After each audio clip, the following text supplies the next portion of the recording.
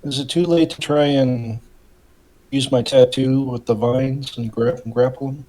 Yeah, this was kind of like a Kyla Neronvain thing. Oh, Gotcha. I'm sorry, guys. No, that's all right. I think it's fine if he triggers the trap and collapses the tunnel or something like that. That's dramatic and sad but narratively interesting. Okay. Yeah, we'll do that then. Blah. I should have set up that consequence ahead of time. Sorry about that. It's okay. Nice. Let's see. There's nothing I really would have done differently, probably. Except maybe cast Fly and try to get in front of him. All right. Or I could have, or someone could have cast Dispel Magic, I guess. But I do know Dispel Magic. I don't think I have any spell slots left that I could use for it, though. I do not. have we seen any paintings of Severin the Red? Do we know what he looks like? You saw his face when you touched the dragon mask, the black dragon mask. Epic. Can't wait to use this tattoo to disguise myself as Severin at some point. Nice. That'll be awesome. That would be very cool. All right. But the journal, let's see.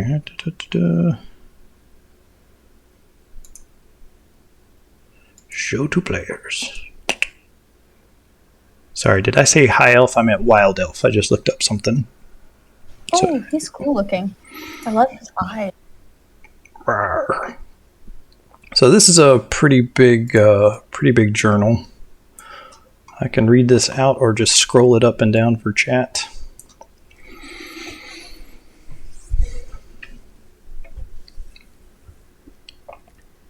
Dealer's choice. Or player's choice, I guess. Oh, you can read it if you want to. I tried for so many years to live up to the expectations of my poor father, but he is just so fixed in his ways. Even though I am the eldest, Alagarthus has been named his heir. Apparently a half-blood bastard like me isn't good enough for the elven crown, so I left my home as an exile. I've enjoyed wandering the sword. These are lots of different journal entries that are kind of over the past year. I've enjoyed wandering the Sword Coast incognito. Now I can dress and act as I choose, and people tell me what they think. I've made new friends who have taken me in as a kind of family. It is a brotherhood where we all share a wonderful, powerful mother who is terrible and majestic, wise and beautiful, all at the same time. It is led by a Kalashite named Severin, and he sees a new world order where our new queen will rise, and the old kings and queens will bow down to her awesomeness and terrible majesty. He does not care about me being different. Indeed, he tells me that I have potential to achieve greatness. Have continued to advance within my newfound family. Over months, I have ascended through the ranks of Dragonclaw, Dragonwing, and Dragonfang to Dragon Soul, and can now wield the raw power of our most majestic and terrible queen. Today, Severin acknowledged my service of putting down a traitor of the highest rank, a wearer of purple. I crushed the apostate like the maggot he was into the ground. Severin was so pleased with me, he promoted me to take the dissenter's place. Our plans are progressing with great speed. We have assembled a hoard of treasure, the likes of which the Sword Coast have never seen. The paltry contents of my poor father's royal treasury would only make a tiny fraction of what we have collected. Our alliance with the Red Wizards and their formidable rituals bring our ultimate goal all the more closer. Again, my service has been rewarded. I have grown stronger in my power still. Severin has bestowed upon me the ultimate reward for service. I now bear the green dragon mask. A worm speaker I am. I have sought out Chuth, the emerald assassin. How ironic it is that I command the great dragon that has such a taste for elf flesh, and elves of noble blood in particular. How my poor father would tremble before me if he saw now. We are now unstoppable. The horde is amassed, the Drakhorn has sounded, the rituals have been formulated, and the sacrifices assembled in readiness. Soon the great temple will be erected. I have surrendered the green mask to Severin, for it is to be joined to the others. I can almost taste the glorious day when the iron gates swing open, and our mighty and terrible queen will ascend to be among us and bear down fury and revenge to all those who have stood in our way, to be consumed in the unquenchable dragon fires. I stole this just completely whole hog from somebody else's campaign that wrote this up because the notes on this were like, yeah, it says some stuff like this, but it wasn't cool like this. So this link down here is to that guy's campaign. Very cool. Thanks, that guy. It sounds like if this guy would have just gone to therapy about his father issues, wouldn't have joined a cult. That's legit for a lot of cult joiners. Yep.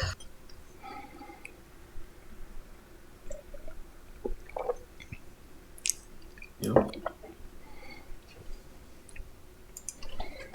Oh, very sad. But there's nothing for it. We can only try to change the world and make it a better place so that this type of thing doesn't happen.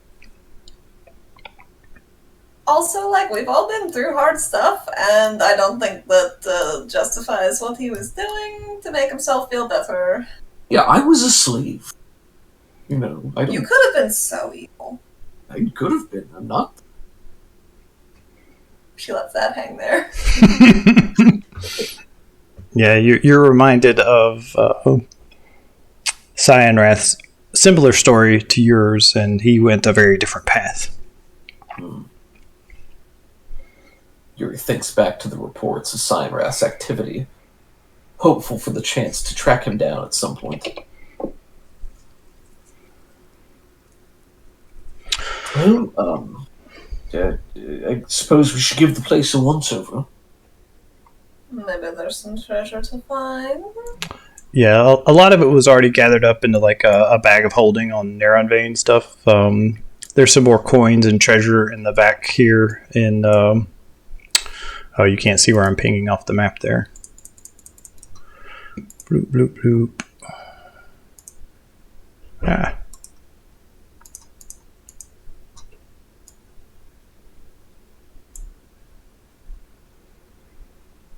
So yeah, I think we didn't read anything from the room 8 room 9 or 10. 9 is a secret passage. Yes. This secret room is for Neronvain's personal use. Hold on, I'll put all the secret passages in here. Not so secret now, is it?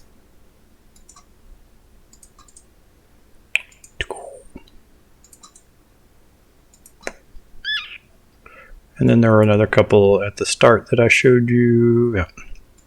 So over here in like the southeast corner of the map, secret passage. A small shrine to Finmeril Mesterine, the elven god of outcasts, scapegoats, and solitude. Normally worshipped by half-elves and other elves that have been cast out of elven society. It resembles a pair of white eyes peering out from the dark wall above a small basin. This was a journal that has about a paragraph's worth of information. And then Chuth's lair. Yes. The hoard is not super huge. Let's see. Yeah, didn't they have like a bag that they put a bunch of stuff in and then took it out with them? I don't know. Yeah, like the stuff that's here though is just, it's not like it's not similar to the hordes that you've been raiding from these other dragons. It's just a lot smaller. They've been sending almost all of the wealth away at this point. It's a pauper of a dragon. Yep. Aster's just picking through the little piles of treasure looking for some red earrings. Let me know if you find any. Some what rings? Just red earrings. They don't have to do anything. She just wants to be stylish. Yeah, no, absolutely. Yeah, this is what they said was in, like, this was copied and pasted from the module. It's like, hey, there's some platinum, 100 gold, and some of this stuff. The other thing that he has is he does have a belt of giant strength, hill giant strength. Oh my gosh. So if someone wants to spend an attuned item and set their strength to 21, that's a thing that could happen. It would be like, don't do this, but it would be so stupid if Kyla had it. Just A strong spellcaster? I mean, here's the thing, though. My strength is 18, so if I were to use that, I would get a +1, which is good in a lot of ways. Yeah. But the benefit we would get for somebody else who has nowhere near a 21 strength is also sizable. Or Aster. Aster's, you have a strength of like 16 or something, right? I do. So that would give you +2 to every attack and +2 to all of your damage as well. But you'd have to sacrifice an attuned item. But I like all of them. The Hat of Vermin, the most important item. Hat of Vermin. That's not an attuned item. There's no way that's an attuned item. No way. I like it, though. How much I like it. You have a ring of protection? Sword of wounding, and my cloak of bat. Cloak of bat. So, obviously you don't have to, but that's what you would get from it. It would be pretty spicy. It's pretty spicy. Don't have to decide now. What bonus does the protection ring give me? Bonus to AC and saves, I think. That's pretty good. I do get hit a lot. Let's see. A ring of protection. Were you adding that with the saves? I think it does it automatically, but I'm not 100% sure. Yeah, +1 to AC, +1 to all your saves. I'll think about it. That would be pretty good, but... Somebody's going to put it on. But somebody should then. Another note about the behind-the-scenes part of the module, it said an Etten was wearing this as a sash, but he didn't have it on right, so he wasn't getting any of the benefit. I'm like, forget that noise. You think Neronvain's going to let that stuff slide? Wait, what was it? I'm sorry, I didn't hear. He said like the Ettins were wearing it like a sash, but they didn't have it on right, so they weren't even getting the bonus for it. I'm like, no, there's no way this green dragon wing leader is going to be... Unless he just didn't realize it. is going to be letting this guy wear this powerful magic item as a stylish belt. Style is very important. It is. But, yeah, the elves come out and they're very thankful, but they're also very somber.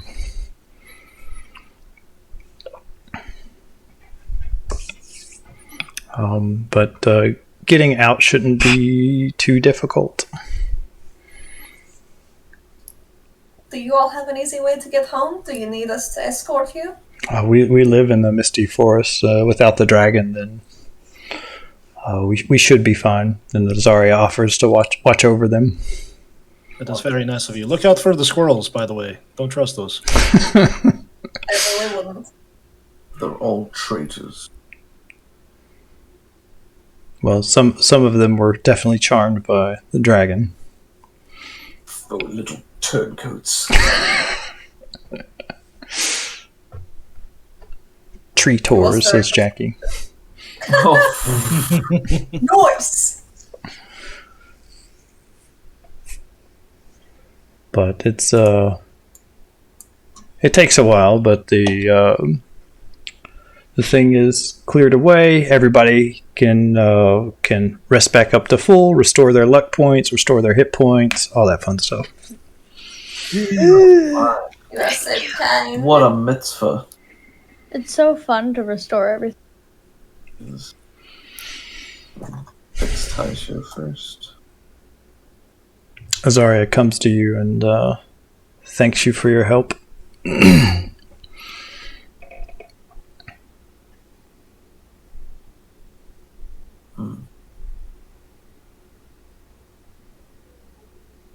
Well, we can't allow such power to go unchallenged, especially when it's displacing the people in the name of the cult, nonetheless. May we take the body back with us? Neronvain. Do we have any problems with that? I don't. If they want to dig it out or whatever happened, I don't know. As long as there's not some kind of sketchy necromancer, like, say, Nikolai. Not among these elves. Haynes.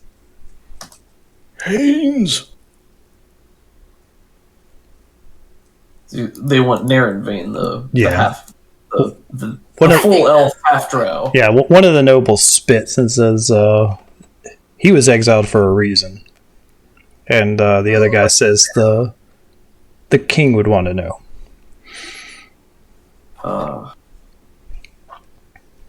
What did he do, though? Was it bad? He publicly shamed the king. He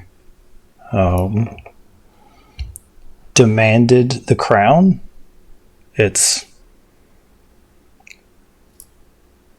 We can't be led by a half-drow. That's madness.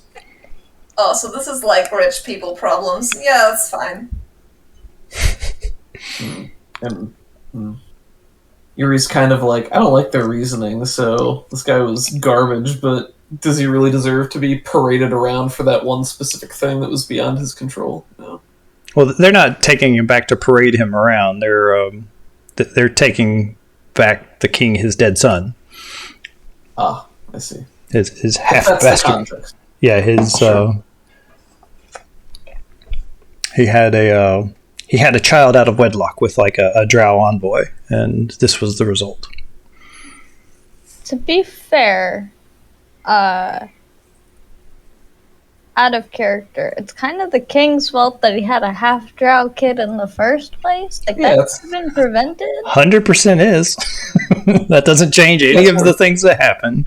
Yeah, that's what Yuri's thinking, is like, if this guy, I don't know, if he was ousting his son because of, that one specific fact, he sort of instigated the whole thing and put his son down this path, so... Is this that king that we have to go talk to? Yes. Ugh. Let's just take him back. Be like, how dare you? The Melon Lord. All right. Okay, yeah, I don't know, if we uncover that fact during conversation... Yeah, I was trying to drop some hints, but I think it wasn't coming across well. But yeah, this is definitely King Melondrak's son. Oh, I thought we knew that. I didn't put that together. I'm sure you dropped some obvious hints, but I looked past them. I apologize. Like, it said that he was his father, so I thought that was... Oh. Ek was just dropping a trail of gumballs for us to follow, and we're like distracted by something in the far distance at the ground. I'm stepping on them, slipping because they're circular. Ooh, piece of candy. Ooh, piece of candy. Yeah. Okay, so, I mean, we now have this as some sort of leverage over Melindrath as well, to possibly force his hand to apologize to the other dragon, but... You need that apology. You're like, oh, you're so high and mighty. Well, should we hold you responsible for what your son has gone and done? Yeah. He's trying to sweep it under the rug. Let's not let it. Let's go. And out of character, I don't think he should be fully responsible for what somebody else did because of their hurt feelings, but at the same time, he also caused the situation, so nobody's hands are clean here. Yep. Except for ours, the heroes. Mm-hmm. At all times. At all times, says Astor, the demon dealer. Yuri looked at it. My hands are the cleanest. You could eat off of them. All right. So, we're done here in the Misty Forest. I think for the Horde, I was going to drop down 2 more coin for you. And some minor magic items if anybody has anything in mind, but we can talk about that later. And then it was going to be back to the council meeting. Ooh. Sounds good.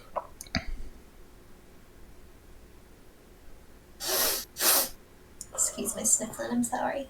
Oh, you're fine. Beautiful. So here's where we're at. Oh, I'm sorry. Did you say any? So one thing I did want to do before we left the Misty Forest was try to find a green pseudo dragon to complete pseudo Tiamat. Ooh. I think that's doesn't even need a roll, and that can just happen. Do you have a name for this green pseudo dragon? Let me check my document of dragon names. Nice. I'm serious because I have dragons in my campaigns. Obviously. There's sort of dragons. So there's All Storm, right. Scorch, Shadow. Did we ever talk to Shadow about his misbehavior at the finale He's been in fight? limbo. We did. The semi-finale. We didn't, and but he got exiled. He is no longer with the party. No. Did we replace him with another black suited dragon? No, but I was going to send him like a letter. Be like, hey, you want some power? Because it's pretty cool. I mean, you could become a pseudo Tiamat, which, when you think about it, it's kind of like being a god. Oh, I do like that, yes. So we're going to use this as practice, right? We're going to create a tiny Tiamat to train on and hope that it gets infused with some of her powers, so when we defeat it, she's weaker. Mm-hmm. I think that'll work. I know a lot about dragons. Aster's a dragon scholar. Did you know that? I did not know that, no. She makes up stuff about dragons all the time, just like all those other scholars. Yeah. You just gotta say it with enough conviction that people believe you. Wait a minute. Tiny Tiamat is Casual Spike's favorite brand. All right, so let's see. You make it back to the council meeting. Oh wait, to use Malachite? Yeah, Malachite's an awesome name. Malachite's very cool. And later I will flesh out personality and stuff like that. Maybe do a drawing.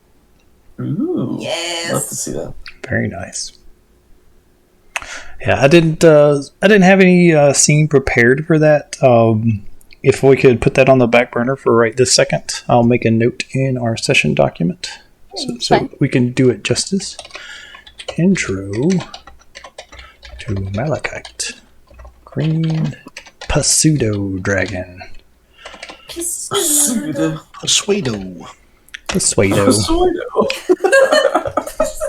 He's a pseudo dragon. What do you want? Got me. All right, so let's see. What's the council talking about now? I think right now they are talking about where forces are ultimately going to go. It's becoming apparent that people are in agreement that uniting forces is the only way to deal with this. They haven't quite gotten to that point yet, but they're starting to plan for the future. How refreshing, you know? When you guys arrive, let's see, who would come to you first?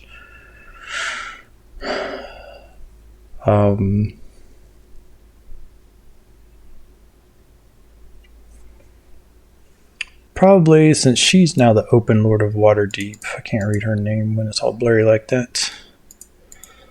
Lady Silverhand. She holds her hand up and the chambers quiet down, and she calls you forward. I know that you have important news to report, but before you do, I wanted to propose to you the idea of letting someone else join this council. You see some groans from Sir Istival, Ulfgar Stormshield, and probably Braun Anvil, and even King Melindrak. They look a little apprehensive about what's about to be said. It's come to our attention that the Centaurium would like to join these talks. They'd like a seat at the table. We cannot come to an agreement, so we thought we would let you decide. Let me just look at the Centaurium. So, my understanding of them is that they have a lot of bad reputation, but they're not exactly evil. Yeah. Like, they just try to sabotage others and keep them from getting too high in power. They are thieves, spies. They are self-serving. They have wizards and assassins. They definitely have some evil elements to them, which is why some of the goody two-shoes in the council chambers have kind of shown their disdain.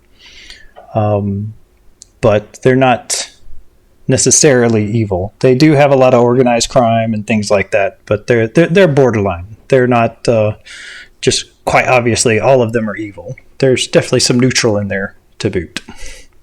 I think that my personal opinion, just the Zentarum wouldn't really have any motives to ally with the dragon cult or plant spies with us. The only reason that might be risky would be spies, and it's not. I mean, they already have spies anyway, so it's not changing very much. And I think assassins and wizards could be pretty useful. Keep your enemies close and your nebulous friends closer. Yuri's always going to be somewhat suspicious of, possible dark motives, but like Kaylee just said, there are already spies, and we already know that's kind of happening, so he's always more in favor of groups or people that are willing to take action rather than sitting around talking about action. So if they're coming in, bringing tools and resources to enable further action, he's going to be for that, I think. I think open dialogue is always better than sitting on the side and not talking, I agree, my friend. Anyone willing to get their hands dirty needs to get the job done. They would probably do what they wanted regardless, at least this way, They could have a little feedback from how the rest of the people feel. I would Ulfgar, be a very, very bad genie if I didn't, vote in favor of things that would allow me to more easily defeat the dragon cult. For you, Ignatius Yori. Ulfgar, after you make the people willing to get their hands dirty comment, Ulfgar says, well, the Zentarum's definitely the right people for the job then. Yes, so I suppose you can delegate all of the the questionable things that you don't want to be associated with to them so that you can keep yours clean. If you think I'm not going to be fighting on the front lines with my troops, you've misunderstood what I'm about. But we're not talking about the front lines. We're talking about the diagonal ones and the ones in the back lines of the other people. Well said, I think. Thank you. I take you at your word, sir. If you are acting, that is all I ask. And Lady Silverhand says, well, there is a representative willing to meet with you.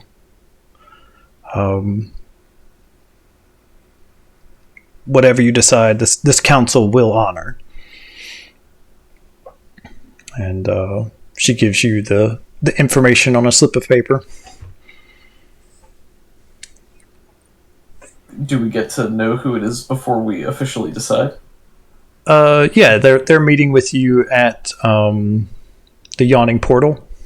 It's neutral ground, and the Zentarum wouldn't try anything there. The guy that runs that place has a pretty tight ship with really high security. I remember. He has like detect invisibility stuff going, and keeps the adventurers honest. About the only thing that happens there is every once in a while some pickpocket can get a little handsy and try to steal some money from the tavern goers. Or try to put stuff in people's pockets. That too. Instead. And are framed for nefarious deeds. Dastardly. Clever. Ooh, also thank you for the follow, Casual Spike. I forgot to say so. So we get to go meet this person and tell them what our decision is on the spot, basically? Yeah, you guys are speaking with the voice of the council, as you have done with many other things. Gotcha. Let's go talk to this person. I would just suggest you do that before we have these council meetings, so we don't have to repeat ourselves. If you do decide to let them join. Understood. Then should we be off? Yes, that sounds good. Let's go. Yeah, let me look up the name of that guy. Who runs the Yawning Portal? So, his name? do we think it's Haynes? It's gotta be Haynes. It's definitely Haynes. He's not a member of the Zentaur. Oh my gosh. Shocked and offended. Public smearing campaign. Do you guys want it to be Haynes? It wasn't. It's not Haynes, is it? No. No. It's just the running joke. Pain. I never know if you're actually gonna see. He's saying that now, and we'll get there, and it'll be like, "Haha! It was Haynes." Where's the yawning? Not the D&D thing. What's the name of the damn inn? It's Blah blah blah blah. Sleepy Door. Sleepy The Door? Sleepy Door, the yawning portal. Oh my god. Sleepy Vortex. Where? Who runs this? Kinds of those adventures. Nap boy. Retired Terror. The Yawning Portal was run by its builder Durnan and his wife Mayor Drindlestan. Rolls off the tongue. Drindlestan. Yeah, good old Drindlestan comes from a long line of Drindlestans. And basically, he was an adventurer that went down into the Yawning Portal. He was like missing for years. Eventually came back up with hordes of cash, built the inn, and set up shop there. And he's a human, but he's already lived for like 150 years so far, or something crazy like that. I was gonna say, like, if they just bought the inn without, like, the inspection lied and said that they didn't have a crazy portal to, like, a demon dimension in it, and they're just making the best out of it. Well, other people Enormous space. Other people do go into the Yawning Portal. Adventurers do, like, it's a dungeon that's in town. Adventurers do go on adventures there. Adventures like Victor Steele? Yes, ma'am. Victor Steele. And his 3 associates. His Brotherhood of Steel. Nice. So yeah, this picture shows some crazy adventurers. They don't look like they're very well armed or equipped, but they're drunk and descending down into the Yawning Portal. Meanwhile, other people are drinking, having fun, and planning their own runs. You guys are ridiculously popular at this point. When you get into this, people are buying you drinks. Everybody races their glass to the Defiant Dawn, and you start hearing like rumors about things that have been going on. I saw them hop on the back of a silver dragon outside town. They've killed so many dragons at this point. They're sending the cult packing. Blah blah blah. So all kinds of these little tidbits of information are happening. People are buying you drinks. They're buying you food. But when Durnan sees you come in, he comes from behind the bar and comes to greet you. Props to the person carrying 8 things of beer. Like, 8 things. Yeah. That's incredible. A professional. Yeah. And see, the most concerning thing is that there's only 3 people at that table. Well, maybe she's going table to table. Okay. I mean, that's all for them. It's all for this one guy. Does she have a second set of arms that we can't see? Possibly. That would be really helpful. But he smiles and says, welcome to the Yawning Portal. I believe your friend is waiting in the back. And he points to these multiple doors to these private back rooms. He points to the one you need to go into. That's not suspicious at all. I don't want any trouble. Your friend Karen's not here, is she? She still hasn't made that apology yet. No, she's not here right now. Very well. No fighting. No spells. Just talking. Is that understood? Of course. All right. Who would break rules in such a lovely tavern? Enjoy your drinks. If you need anything, I'll be happy to provide it.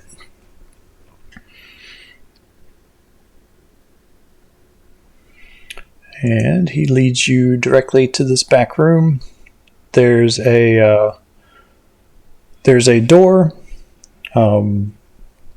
He opens it. Behind that is a curtain that offers even more privacy. So when you come in, you don't see who's in the room already. When you guys go back there, people are chattering and talking about what could possibly be going on back there. And Silgar the goldfish. So, two things you notice when you pull back the curtain. There's an old dwarf. He's slightly bent, and he's not sitting down. He's just kind of shuffling on his feet, kind of back and forth. He has gold-capped teeth, and his once full beard is now gray and scraggly. As he walks, you hear this metallic clink of his steel-toed boots that emit a bluish glow, and you're hearing them hit the wood planks behind where he's standing. He sees you come in, and he says, "They're here." Sitting in the center of the table is this massive goldfish bowl. It's probably about 3 feet wide, and inside it is this huge goldfish, easily 2 feet in length.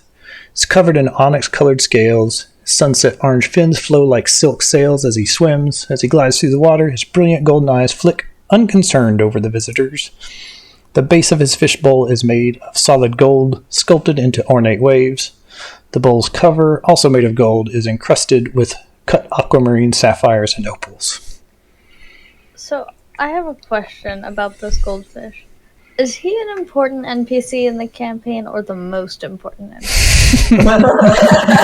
It's a big goldfish. It's a big goldfish. It is marginally important. It's just standard importance.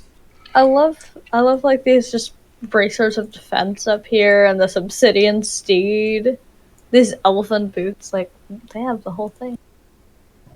Plus stuff. But, I love this fish. But when the dwarf says that they're here, you hear like a disembodied chuckle from behind the fishbowl. At first, you're thinking maybe it is the fishbowl, but it says, "I can see that, steel toes," and then this huge beholder materializes. Where's my reveal? Xanathar! Oh my god. Love Xanathar. Oh my He's god. the best. I had hoped when there was a fish. Oh man, I had you hoped. obscured that very well. Yeah! Sure did. Oh, look at this guy. Nice. The fog of war was very suspiciously placed. I just love how happy they both look. They're having the best day. Mm-hmm. Aww. Big old toothy grin. So that goldfish is 2 feet in length. So how big is Xanathar? He's a big boy. He's like 4 feet across, I think. So, a hovering orb as wide as a man is tall. Xanathar's central cyclopean eye fixes on the visitors. His other eyes constantly look about the room, never fixating in one place for long. Short horns protrude from his stone-like slate-covered skin on his sides and back. His gaping maws filled with long, slender fangs. These are always on display as he breathes through his mouth. Adorning his eye stalks are numerous rings and bracelets of varying metals. The gems, some as large as a man's fist, glint in the light as the stalks undulate to look about the room. Oh, hello, sir. Greetings. Thank you for coming to visit with me. I represent the Zhentarim, and we would like a position at the council. We have reasonable demands that I think we can both agree on. Of course, we would be honored to have you there. Yuri, this is not what Yuri expected, so I think he's just kind of in silence, controlling his personality and taking leads for other people. Who drew That looks like a Cobus thing. Did you do that, Cobus? No, I can't take claim for that one. I don't know what you're talking The truth is revealed. Aha! So, about. Magic staff. Oh my gosh! he says, well, first let me tell you what we have to offer. We have the largest network of spies and assassins, and we've already infiltrated some ranks of the cult. The cult has been hampering our efforts in some areas, and we feel it's time to put them in their place. What we would like is an equal share of the treasure when all is said and done. We will offer troops, we will offer information, and we will help where we can.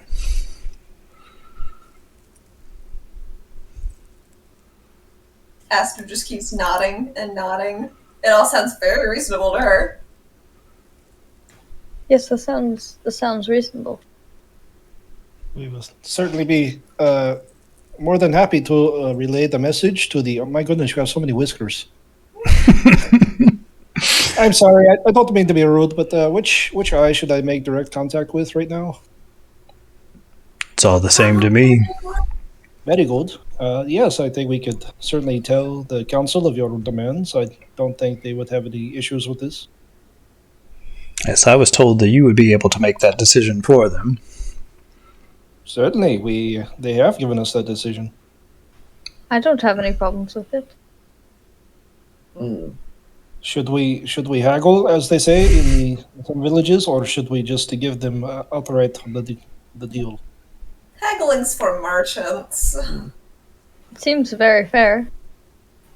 Putting in supplies and troops and whatnot in return for an equal share of treasure, that seems reasonable. I think it's as much as any individual faction could expect. This was a lot simpler than I thought it was going to be. You are wise. I have a question, actually. Yes, Aster. Oh, here it is, my name. What is your fish's name? This is Sildar. Oh, I love them. Yes, as do I. That was all. It's very important to me. What does Kyla know about beholders? Good question. They're all a little bit insane. They all think that they are the most beautiful epitome of their species, and all other beholders are ugly.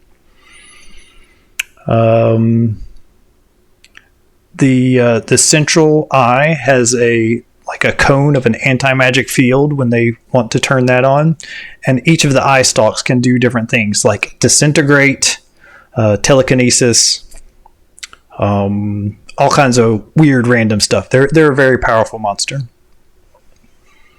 Gotcha.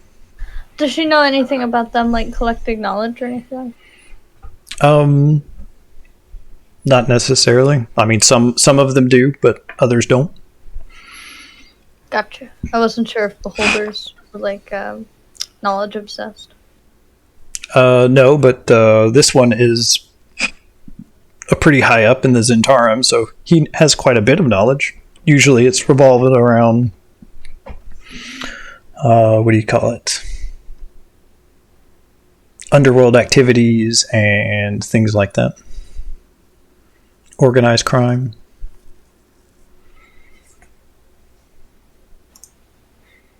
Alright. Let me...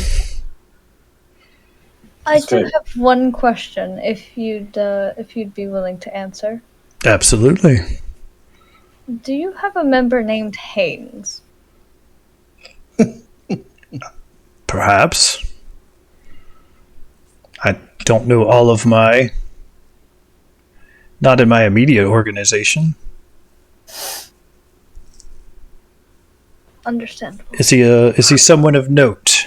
Should we know about Haynes? Is he plotting against me? No, not that I'm aware of. One of my friends, But it's possible. Guys, you just got Hates murdered. Oh, no. I'm not sure he even knows about you because he lives on another spot on the Sword Coast. Why would you bring him up? What is it about him that I should know? Well, one of my friends just found him very suspicious, and I wasn't sure if you had a spy named Haynes in your organization or someone of a higher ranking. Just for precautions. Yes, make a note, Sildar. The fish seems oblivious and is just swimming around. Oh. Oh god, I love it. I love the fish so much. This guy just reminds me of the crab from Moana. Yeah. Like a little crazy, loves sparkly things, loves talking about himself. Are you just trying to get me to talk about myself? Because I will gladly do so. Yeah, I don't think. I think Yuri was not expecting to meet a beholder. I think he had no idea who this person is. Yeah, you definitely know who the guy is, kinda. Or he's kept his reputation pretty under wraps. But there's been like rumors that there was a monster that was running the Thieves Guild.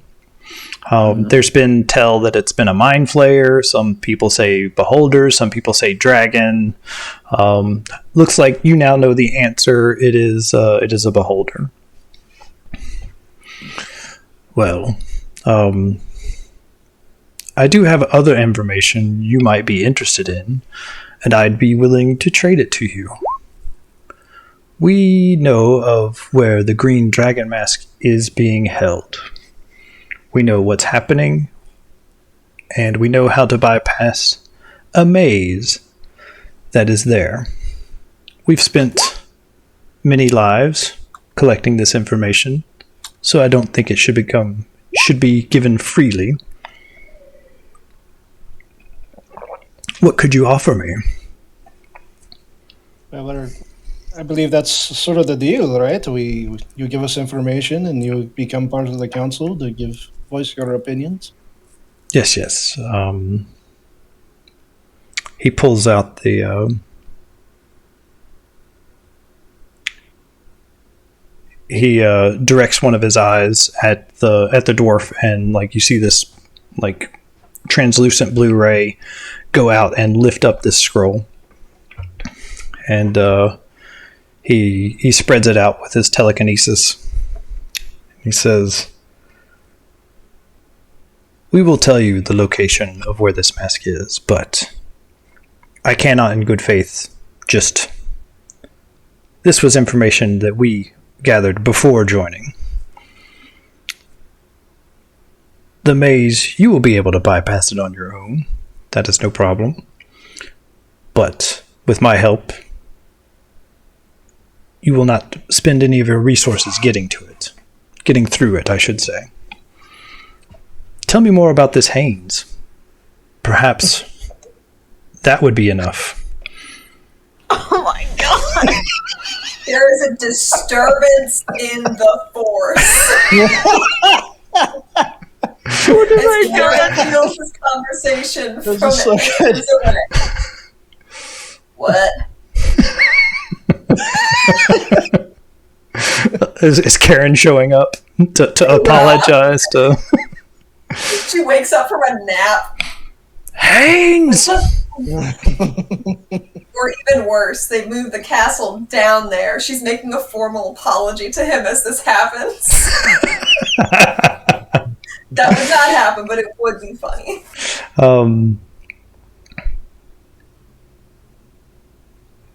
I assure you that Haynes is absolutely no threat to you. We know him well enough to be able to confirm that much information. But is there anything else you're interested in? Like wealth or information, knowledge? We did just recently take over the Green Dragon's lair. Would you like the updated info on that? That is fairly recent. The tower itself, where this is being held, the Zentarum would be interested in that. You will have no need for it after you have cleared it out, surely. It's not one of the mage towers, is it? It's Zonathal's tower. I don't know if that's one of the mage towers you're talking about, but it was a mage's tower and has a magical maze around it. That sounds pretty cool, though. I was talking specifically about like one of the mage towers that I think Rothator attacked one. No, not that one. That was that was in Living Tree, or where the heck was that? Luskan. Yeah, that was in Luskan. No, this is all the way over. He tells you where where it is. It's in the Grey Peak Mountains near Parnast, or your hunting lodge. Kind of on the south of that mountain range that's over on the east of the Sword Coast.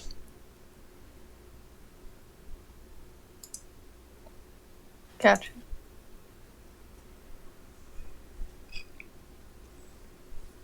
I mean, you go in, clear it out, get a dragon mask for your troubles. And Just tell him about Haynes. I don't know the guy. I don't really know him either, but I don't know what he wants to know. I suppose we just tell them what we know, which isn't very much, I realize, but I don't know. Maybe that's what he wants. well, I mean, you're going to tell him some information about Haynes, and he's going to be like, well, why do I care about this guy? Well, like, why is this important information to me? I don't know. You said you wanted to know. You brought him up. Yes, but then I didn't make you all interested just because we made him sound interesting. Is he of consequence to my existence, or is he not? No, he's not. Then I don't care about him. I suppose he's moving up the food chain as far as the authority in this town. Covid. Thor really likes to play Daxons. Yeah, what the heck? What did you say, Allie? Oh, I was just saying, I heard he's in charge of Bardusk right now. Yeah, he might be somebody good to work with for your, stealthy spy stuff.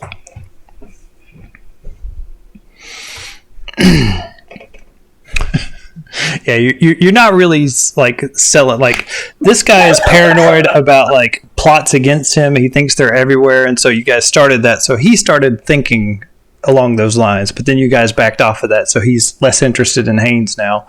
He is still going to go investigate Haynes, though. Oh my gosh, I'm so worried we just got Haynes killed. Oh no, I'll lose so much sleep about that. Well, Kylo will. Well, she won't know it's related. I think we'll know. No, he'll be off skiing, and then he'll have had a bad fall. Yeah. Nobody could have that. And I would have thought that paper cut would have got so badly infected, One of his skis started randomly floating through the air, caused him to crash. Wild magic. Who can explain it? A random goose just fell from the sky and killed him. I don't know. I have heard of that happening. Or just like an anvil flying across the Sword Coast. Hits Haynes in the face. And immediately stops moving. if you are interested in the solution to the maze, then that is fine. Forget I mentioned it. So, is part of this that we still know where to go for it? Or Yeah. is that... Yeah, okay, so he gave us that for free, but the extra info of how to bypass the maze is what we're bargaining for right now. Mm-hmm. Okay. It is a maze of extra-dimensional spaces. There's a very specific way you must solve it. Without it, then you will have to spend resources in order to make progress. So about Hazaron. Out of character. Who's Hazaron? The enchanted evil sword. Oh, yeah. Ooh. Oh, do you want a sword that talks to you?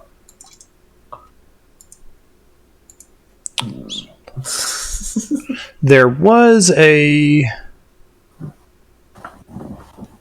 Where is this? Ship mission, clean up castle, repair.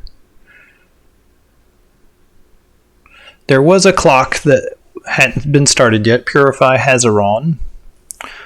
That hasn't started yet. But, giving away this sentient two-handed sword. That definitely... he'd definitely give you the information for that.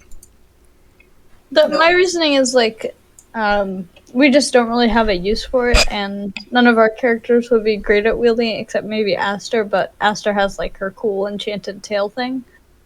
So I just don't really see it being of great use later in the campaign. Aster's already got her own curse thing going on, so and also, wouldn't it be cool for the boss Xanathar to have a cool evil sword when some other players defeat him? If they can help with them, but maybe his goldfish can use it. Yes. yes. It's like he'll put the hilt in the goldfish bowl. It could be a three-way conversation. Well, a two-way plus him talking to Sildar that doesn't talk back. Right. He's a good listener. But could Kovas talk to Sildar? Yes. Oh my, that could backfire horribly. Does anyone speak Aquan by chance or Primordial? No. Did Aster make some sort of demon-y deal to be able to speak languages? I don't think so. I would remember that one. So I thought you were talking to the Iluic or whatever. You guys want me to talk to the fish? Yeah. Yes! I mean, I think that'd be cool. Absolutely. Okay. Unless Xanathar's going to take offense to this. No, Yeah, you start casting a spell. Yeah, that's what I'm gonna say. I think I'll ask him first before I do it.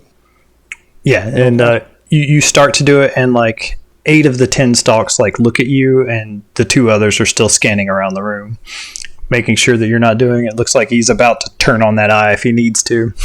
Oh boy. This is an amazing fish. Is it okay if I say hello to him in his own language? Oh, are you a druid? I am. Nice to meet you. Yes, by all means. He's quite the conversationalist. Oh, thank you very much. Always look forward to a good conversation with the fish. I got some bad news for you, man. So yeah, you say hello to the fish, and it's like, hi. So how's it going? You are a beautiful fish. Yes. Well fed, happy. It's just kind of gliding back and forth in the bowl. Do you have a family that is similar to you and they were out there in the wild? No. I don't know. Oh. Maybe. I can't keep it straight. Oh, God. Okay, so this is... this guy's crazy. Right? He points, he gestures a fin over at the beholder. And the beholder's acting like he's understanding what's being said. He has no clue what's being said. But you snicker, and then he laughs too. It's like Sildar. Sildar always was such a joker. Oh, what? Aren't beholders able to read minds? So can't he? He's not reading anyone's mind right now. Oh, gotcha.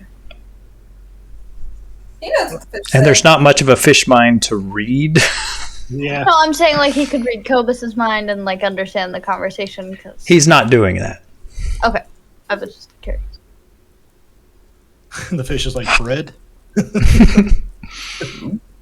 Okay, well, This is new. I think. Never That's been here very- before. Really? Oh.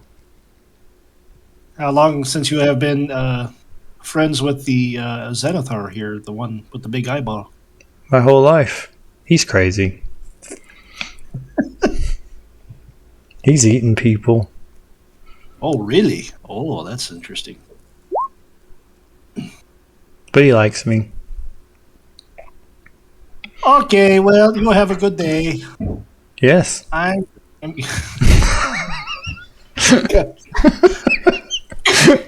to talk to your friend, okay? Oh, Xanathar, he is very happy with you, man. You have no idea. He is Good. very happy. He's said he's well fed. I am very pleased to see this. You should be very proud of how well he has grown. He's a good friend. He's the one person I know I can trust. Out of character, I'm tempted to say the fish is like turning against him. No! Zap! Zap, zap, zap, zap, zap, zap! Cobras are the fish! Everything. Everything's gonna die. No, I like Sildar. I'm not going to do that. Best NPC. Yeah, the dwarf's kind of just wringing his hands and just looking at you guys and just shuffling nervously back and forth on his feet. So, did you want to trade the sword for that information? Yeah. I'm good with that. Does Yeah, anyone I'm else have Let's any- do it. All right. Yeah, he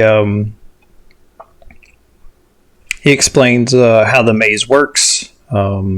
There's probably like a thing that's written up that he wants you to memorize and then destroy. Basically, there's when you enter the maze, don't split up. And as you're walking, you will find yourself in the sundial room, and that will tell you which way to go. It gives clues on which way to go, but the clues don't really make sense. And he and the Zentarum have cracked that code through sending lots and lots of resources that way in the past. So he will... he tells you which order sequence to leave that room in. What will happen if you go out of order is you will have to fight some sort of weird encounter in the maze itself. And then with the gemstone, you'll be able to advance to the next round on the next round of making it back to the sundial room and then picking a new path. So, go ahead and take out Hazaron. And that's that. How happy is Hazaron with now being able to talk to an evil beholder? A lot happier than he was in a bag of holding, just waiting around. Yeah, you pull out this sinister-looking blade.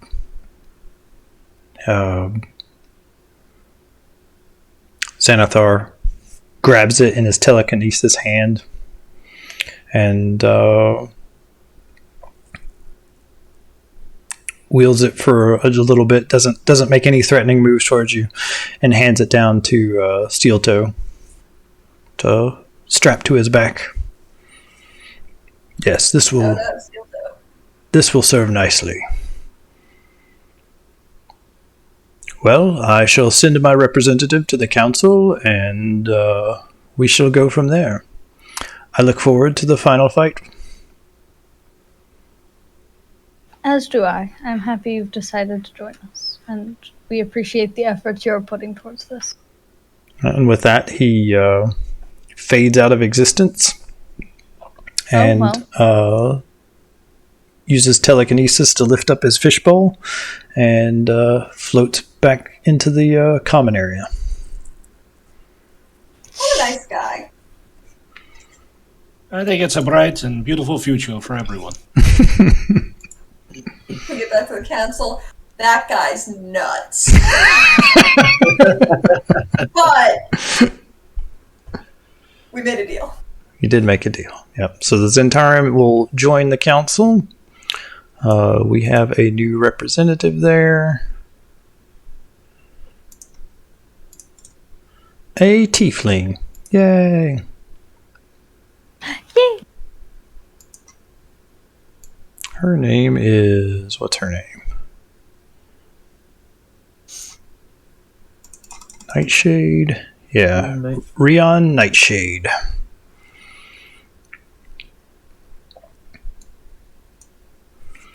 But it is 4 o'clock, and that's usually where we call it. So, is any last minute business before we do our post-mortem? No, but are we doing downtime activities now or next session? We have 4 minutes, so it will be next session. Alright, gotcha. So what I plan to do is we've set up the next kind of dungeon-y encounter. We'll have a round of downtime activities to advance your own personal stuff if you want. We'll do the fun part of the council scorecard, moving that stuff forward. What else? And